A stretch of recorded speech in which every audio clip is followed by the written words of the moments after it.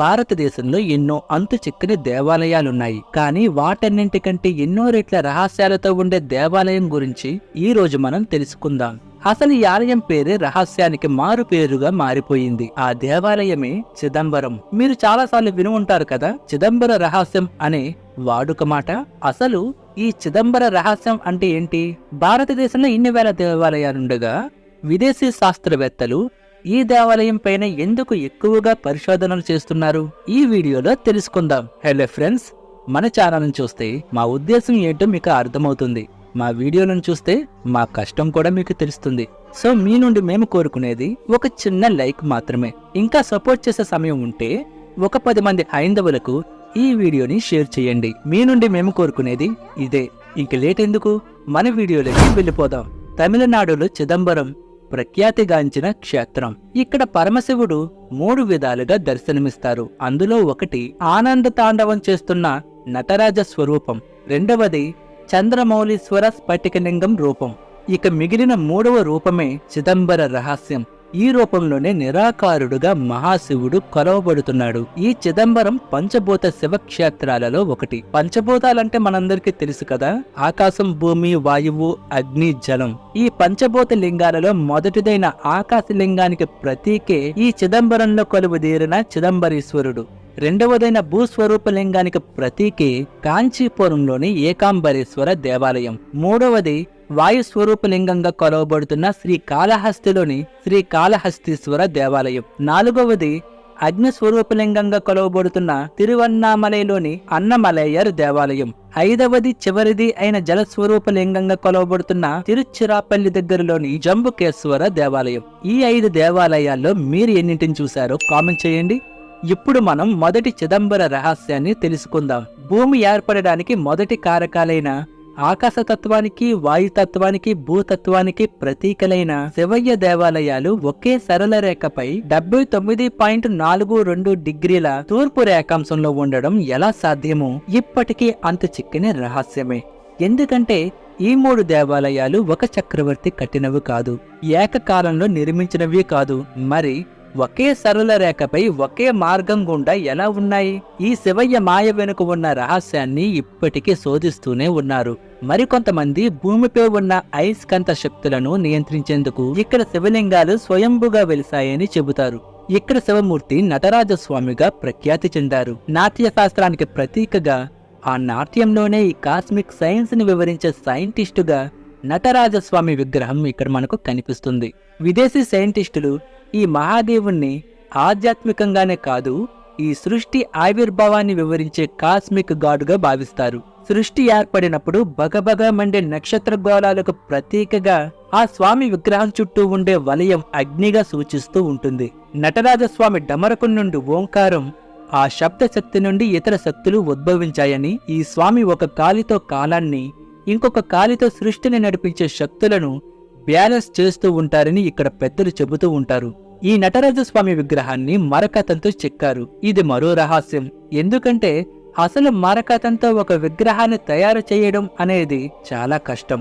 మరి ఏ కాలంలో ఎవరు ఈ విగ్రహాన్ని చేయించారో ఇప్పటికీ సమాధానం లేని ప్రశ్న. సాధారణంగా శైవ క్షేత్రాలు, వైష్ణవ క్షేత్రాలు విడివిడిగా ఉన్న రోజుల్లో పక్కపక్కనే నటరాజస్వామి, గోవిందరాజుల స్వామి ఇద్దరూ పూజలు అందుకుంటూ ఉండడం మరో అరుదైన అద్భుత సంఘటన. 100 ఏళ్ల క్రితం శివభక్తులైన నయన్మాల్లు నటరాజస్వామి గురించి చాలా విషయాలు రచించారు. తిరుమందిరం అనే కావ్యంలో మనిషిలో ఆత్మ సాక్షాత్కారానికి, హ్యూమన్ అనాటమీకి దృశ్య రూపమే చిదంబర ఆలయం అని తిరుమూలారు వివరించడం జరిగింది. అంటే ఎప్పుడో కొన్ని వేల ఏళ్ల క్రితమే హ్యూమన్ అనాటమీ గురించి స్పష్టమైన థియరీని తిరుమూలారు రచించారన్నమాట.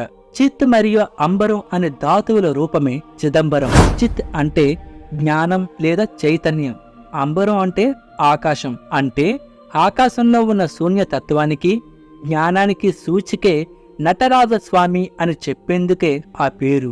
ఇంకా ఆకాశ శాస్త్రం లేదా కాస్మిక్ ఫిజిక్స్ కి సెంటర్ గా ఈ చిదంబరం ఆలయాన్ని చెప్తారు విదేశీ శాస్త్రవేత్తలు. కాస్మిక్ థియరీ పేరు మీదే ఒక దేవుడు ఉండడం అంటే ఆశ్చర్యమే కదా. నార్త్ సౌత్ పోల్స్ ని కలిపే అయస్కాంత రేఖలను ఒక చిత్రంగా గీస్తే నటరాజస్వామి భంగిమలా కనిపిస్తుందని అంటారు. అలాగే సృష్టిలో జరిగే కాస్మిక్ విస్ఫోటనాలకు చిదంబర నటరాజస్వామి సూచిక అని చెబుతారు. ఎందుకంటే నటరాజస్వామి కాలి బొటనవ్రేలు భూమి అయస్కాంత క్షేత్రానికి మధ్య బిందువని 8 సంవత్సరాల పరిశోధన అనంతరం శాస్త్రవేత్తలు తేల్చి చెప్పారు. ఈ విషయాన్ని వందల ఏళ్ల క్రితమే తిరుమాలూరు ఎలా రాయగలిగారన్నది ఒక పెద్ద మిస్టరీ. ఈ ఆలయం ఈ విశ్వ అయస్కాంత క్షేత్రానికి మధ్య బిందువుగా సోలార్ సిస్టాన్ని నడిపించే అయస్కాంత క్షేత్రాన్ని బ్యాలెన్స్ చేస్తుందన్నమాట. 40 ఎకరాల విస్తీర్ణంలో ఉన్న ఈ దేవాలయంలో ఇంకా చాలా రహస్యాలు ఉన్నాయండి. పంచభూతాలకు ప్రతీకలుగా భావించే ఈ చిదంబర దేవాలయానికి పంచభూతాలతో నిర్మితమైన మానవ శరీరానికి మధ్య ఉన్న పోలికలు తెలిస్తే ఆశ్చర్యంతో నోట మాట రాదు. చిదంబరంలో 9 ప్రవేశ ద్వారాలుంటాయి. ఇవి మానవుడి శరీరంలోని నవరంధ్రాలకు ప్రతీకలుగా చెబుతారు. ఈ ఆలయం పైకప్పుని శివాయ నమః అని రాసిన 21,600 బంగారు పలకలతో నిర్మించడం జరిగింది. మోడర్న్ సైన్స్ ప్రకారం చూసినా నిమిషానికి 15 సార్లు ఒక ఆరోగ్యవంతమైన మనిషి శ్వాసిస్తారు. ఈ లెక్కన గంటకి 900 సార్లు, రోజుకి సరిగ్గా 21,600 సార్లు శ్వాసిస్తారన్నమాట. ఈ విషయాన్ని మన ఋషులు వేదకాలంలోనే లెక్కించి ఆయుష్ను పెంచుకునే సూత్రంగా ప్రాణాయామం అనే గొప్ప ప్రక్రియను కనిపెట్టి ప్రపంచానికి తెలియజేశారు. ఇక 21,600 బంగారు పలకలు ఆలయ గోపురంపై ఉన్నాయని తెలుసుకున్నాం కదా. వాటిని ఒకదానికి మరొకదానికి అతికించేందుకు ఉపయోగించిన బంగారు గోర్లు అక్షరాల 72,000. చాలా ప్రాచీన గ్రంథాలు, ఆయుర్వేదం, పతంజలి యోగ శాస్త్రంలో తెలియజేసిన విధంగా మన శరీరంలో ఉన్న నరాల సంఖ్య 72,000తో ఈ లెక్క కూడా సరిగ్గా సరిపోతుంది. ఆ నరాల వల్లే మానవ శరీరం అనే సిస్టమ్ నడుస్తుంది. మన శరీరంలో ప్రాణాలను నిలిపే అతి ముఖ్యమైన భాగం గుండె. గుండె మన శరీరానికి ఎడమ వైపుని ఎలా ఉంటుందో అదే విధంగా ఈ దేవాలయంలో నటరాజస్వామి వారి కొలువు ఉండే గర్భాలయం కొంచెం ఎడమ వైపుగా ఉంటుంది. ఈ గర్భాలయాన్నే పొన్నాంబలం అని కూడా అంటారు. పొన్ అంటే బంగారం, సభై అంటే సభ లేదా వేదిక అని అర్థం. ఇక్కడ దేవుణ్ణి సభానాయకరుగా పిలుస్తారు. పొన్నాంబలానికి అటు ఇటు కనక సభ, చిత్తు సభ అనే 2 ఛాంబర్స్ ఉంటాయి. కనక సభలో 4 స్తంభాలు నిర్మితమై ఉన్నాయి. వీటిని 4 వేదాలకు ప్రమాణాలుగా చెబుతారు. ఈ పొన్నాంబలాన్ని 28 స్తంభాలు మోస్తున్నాయి. 28 అనేది ఆగమాలను ప్రతీకలుగా సూచిస్తాయి. ఆగమాలు అంటే శివుడిని అర్చించే వైదిక విధానాలు అని అర్థం. పొన్నాంబలాన్ని, చిత్ సభ, కనక సభలను నిలబెడుతున్న పైకప్పు వాసాల సంఖ్య 4096. 4096కి స్క్వేర్ రూట్ 64. ఈ 64 అనేది మన సంప్రదాయ కళలను ప్రతిబింబిస్తాయి. ఈ కళలకు సహకరించే ప్రధాన రక్తనాళాల సంఖ్య 4096. ఈ కనక సభ నుండి మందిరానికి దారి తీసే 5 మెట్లను పంచాక్షర 10 అంటారు. అంటే 5 నాశనము లేని శబ్దాలు అని అర్థం. ఈ నాశనము లేని శబ్దాలే శివాయ నమః. ఈ ఆలయంలోని గర్భగుడికి ప్రవేశ మార్గాలు ఎదురుగా ఉండవు, కొంచెం పక్కగా మార్గాలుంటాయి. ఇది గుండె యొక్క భుజాల గుండా రక్తం ఎలా తిరుగుతుందో సూచిస్తుంది.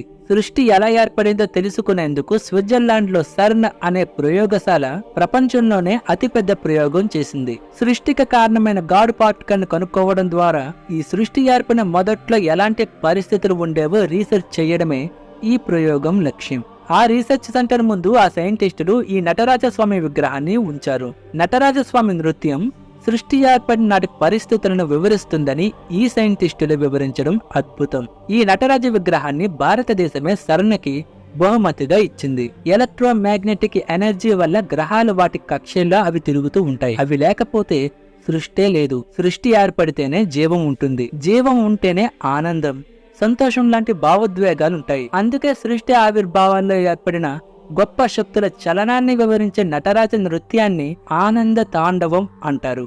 చిదంబరం ఆలయంలో నటరాజస్వామి విగ్రహానికి కుడివైపుగా ఒక రహస్యపు అర ఉంటుంది. ఆ అరకు ఎప్పుడూ ఒక వస్త్రం తెరలా కప్పి ఉంచుతారు. రోజు కొన్ని సెకండ్ల పాటు ఆ తెరను తొలగించి భక్తులకు చూపించి మళ్లీ మూసేస్తారు. ఆ కిటికీ లాంటి రహస్య అరనే చిదంబర రహస్యమని అంటారు. ఈ ప్రదేశాన్నే శివోహం భవ అంటారు. శివ అంటే దైవం, అహం అంటే మనం, భవ అంటే మనస్సు, అంటే ఆ దైవంలో మనసు ఐక్యమయ్యే ప్రదేశమని అర్థం.